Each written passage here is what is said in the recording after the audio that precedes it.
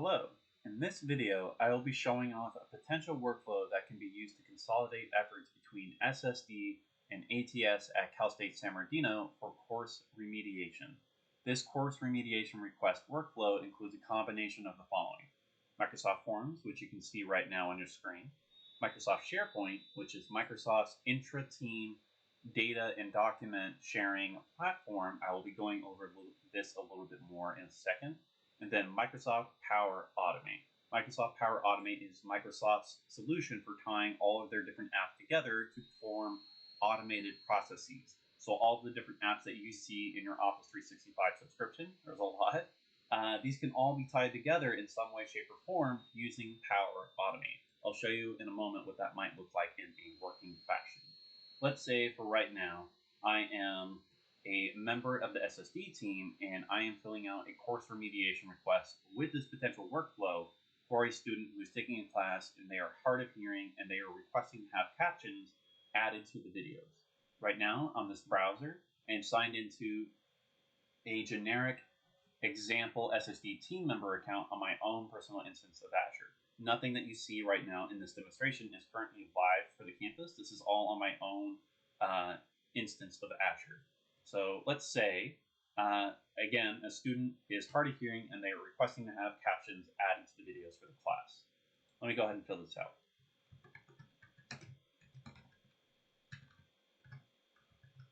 And then let me go ahead and copy and paste the professor's email. Course title, course number, semester, and then notes.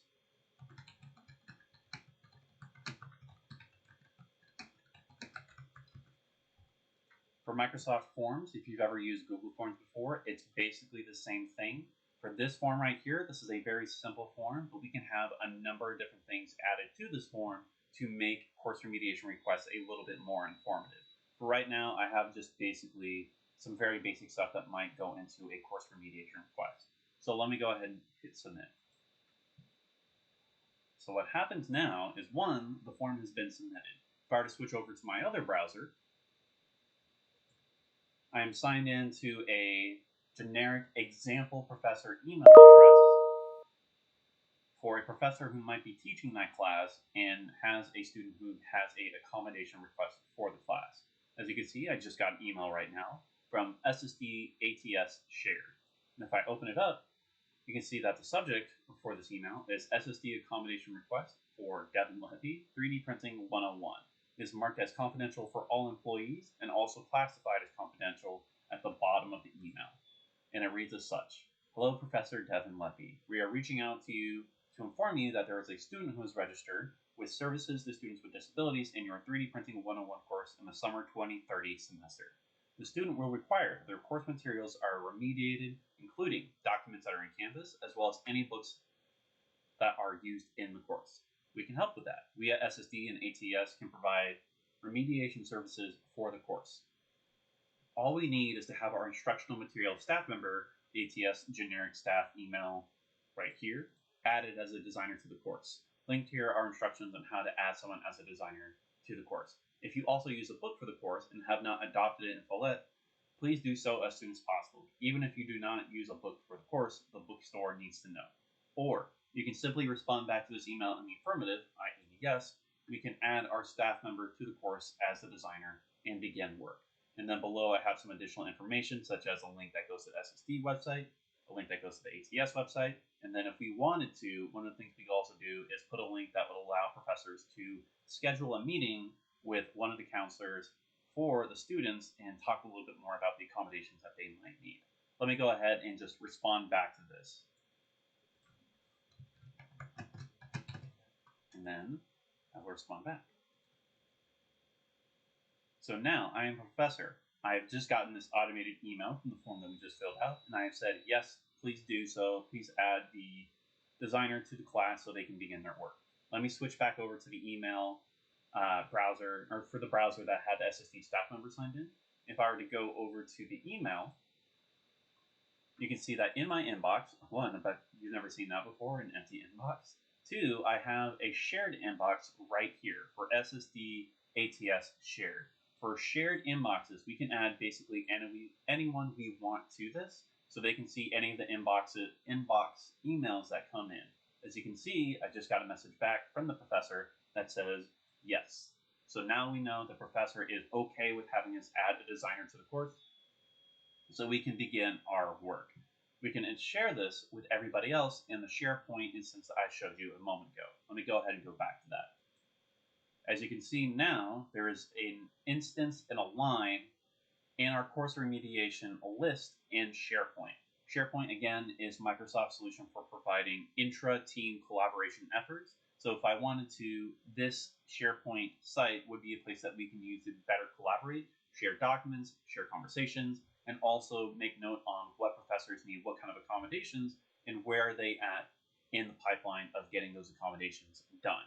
So Devin Leppy, 3D Printing 101, summer course number added a few seconds ago. And as you can see, the initial default response for response from professor was unresponded. Now that they have responded, now we can click onto here. We can change this from response from professor unresponded to responded. If I were to then go into Canvas and add our instructional material remediation staff member to the course as a designer, I could go back into here and say Canvas access granted / book info shared. As you can also see at the very end of it, I see a note that says student needs captioning for the class. So with this workflow, basically what we can do is use a single form to make the request that goes to the professor that lets them say, yes, please add your designer to the course. And we can share that information with all of our team members that we can then add to the SharePoint site. What makes this work, what makes this whole workflow work, is Power Automate. Power Automate is Microsoft's way of tying all their different apps to one another in an automated form. So there's a lot of stuff that comes with your Office 365 subscription, and it can be a little bit daunting to try and get all this stuff tied together. What Microsoft has done is implemented something called Power Automate that lets you kind of create custom drag and drop workflows for what you need across your different apps. So if I were to go to my flows right now, I have one called Course Remediation Workflow. This is basically what we just used in all the stuff that I was just showing for this potential workflow. Let me go ahead and open this up. As you can see, I had a lot of successes because I was testing this out a lot. If I wanted to, I could also make additional changes to it by clicking on the Edit button here on the top left. And basically everything that you just saw in the demonstration comes from this. This is Microsoft's way of kind of adding all the different tools that they have in their Office 365 subscription to one another and tying them all together. So in Microsoft Power Automate, I have a condition here that says when a new response is submitted for course remediation request, do the following.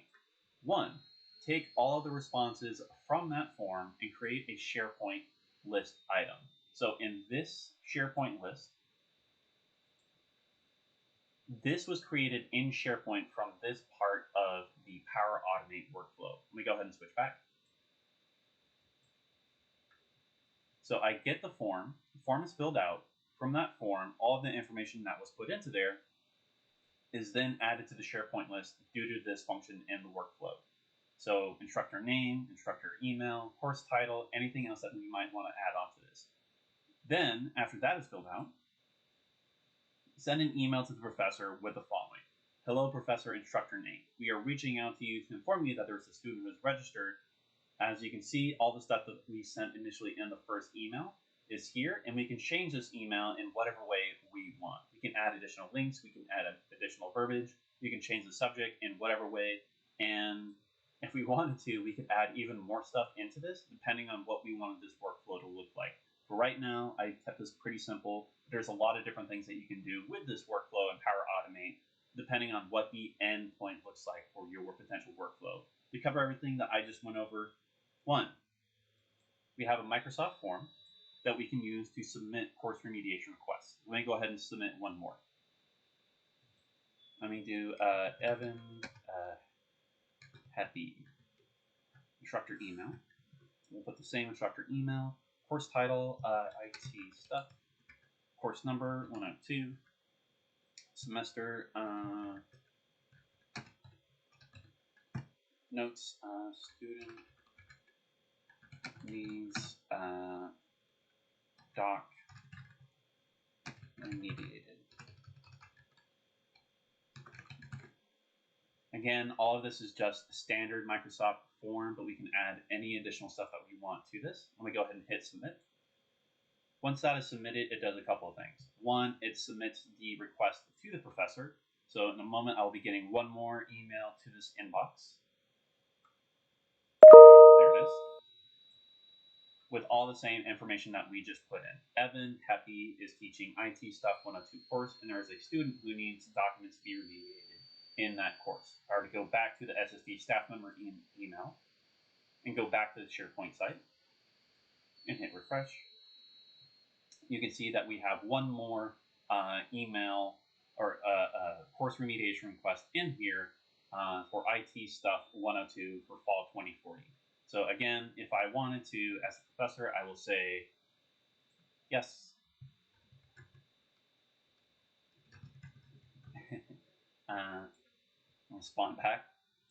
And then in a moment, I will get another email in my shared inbox from that professor saying yes, which gives us the confirmation and the go-ahead and the green light to add a designer to the course. Sometimes this can take a second, though.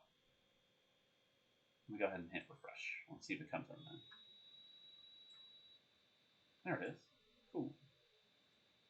So yes, we have permission for the professor. So now we can go back into the SSD ATS SharePoint site. We can say the professor has responded. Let me change this from unresponded to responded. So now our other teammates can know, oh, this professor has responded to the request. We can now add someone to the class to begin the process of downloading the documents for remediation and also looking up what the book might be for the course.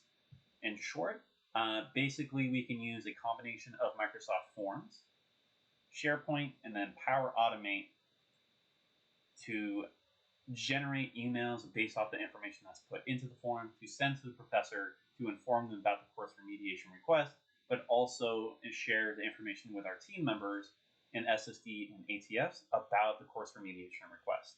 Again, none of this is set in stone. We can change this basically in whatever way we want.